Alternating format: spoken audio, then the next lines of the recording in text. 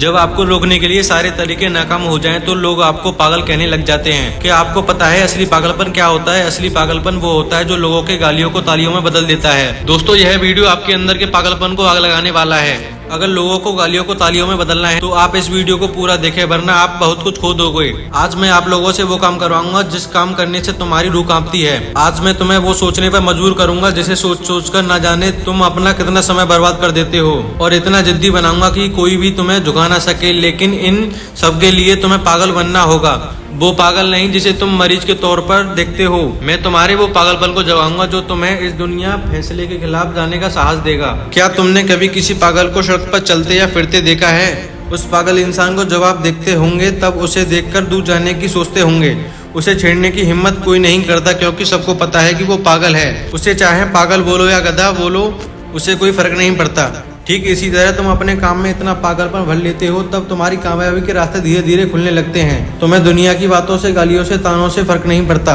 जिस तरह एक पागल इंसान दर्द को महसूस करने की बहुत कम क्षमता होती है, ठीक उसी तरह पागलपन जब तुम्हारे अंदर होता है ना, तब तुम किसी भी चीज से नहीं डरते। ना तुम्हें भीड़ में बोलने में डर लगता है और ना तुम्हें देर रात तक जागकर काम करने में कोई फर्क पड़ता है। अगर फर्क पड़ता है तो सिर्फ अपनी धुन से जिसमें तुम खोए हुए होते हो। अपने सपने को पाने के लिए समझदारी के साथ साथ पागलपन भी बनना पड़ता है। मैं आपसे पूछता हूँ कि सिर्फ ये पागलपन सिर्फ आशिकी में दिखाना जायज है? क्या ये पागलपन नाजायज हरकतों को दिखाने के लिए ही है? क्या पागलपन अपनों से लड़ने और घटिया चीजों को पूरा करने के लिए ही बोला गया है? नहीं दोस्तों, बिल्कुल भी नहीं। जिंदगी में एक बात हमेशा याद रखना, जो लोग किसी के कहानियों से प्रेरित होते हैं असल में वो पागल लोग ही हैं जो उस कहानी के हीरो होते हैं। तभी तो 10वीं क्लास में फेल सचिन तेंदुलकर की जीवनी महाराष्ट्र के इतिहास किताब का पहला अध्याय है। शायद तेंदुलकर साहब में भी पागलपन था जिसने उन्हें देश के लिए 24 साल तक खेलने के लिए मजबूत बनाया, और ऐसे ही कलाम साहब में भी पागलपन था जिसने उन्हें एयरपोर्ट से रिजेक्ट होने के बाद भी हार मानने नहीं दिया और एक महान वैज्ञानिक के पद पर उन्हें पहुंचा दिया। अगर इन सभी में वो पागलपन और जिद नहीं होती तो शायद इन्हें दुनिया का कोई इंसान नहीं जानता। कौन कहता है कि स्वभाव और हस्ताचार कभी बदल नहीं सकते? बदलने के लिए बस एक चोट की जरूरत है। अगर हाथ पर लगी तो हस्ताचार बदल जाता है और दिल पर लगी तो स्वभाव बदल जाता है। अगला एक साल सिर्फ और सिर्फ एक साल अपने आप को पागलपन और खुद के किरदार को पागल बना लो। एक ऐसा पागल सिरफरा हो अब नया इतिहास रचने को तैयार है। एक ऐसा पागल जवान हो जो अब सिर्फ अपने कामयाबी के पीछे भागने को तैयार है। एक ऐसा पागल राही जिससे अब कोई फर्क नहीं पड़ेगा कि अब उसके राही में कितने शीशा हैं, कितनी मुश्किलें हैं, कितने विरोधी और कितने अवरोधी हैं। एक पागल आदमी वन मैन आर्मी से कम नहीं होता क्योंकि वो खुद को कभी बेचारा नहीं मानता, उसे बस अपने मतलब से मतलब होता है। अगले एक साल तक जिस भी काम को पाने में लगा रहे हो लगा दो।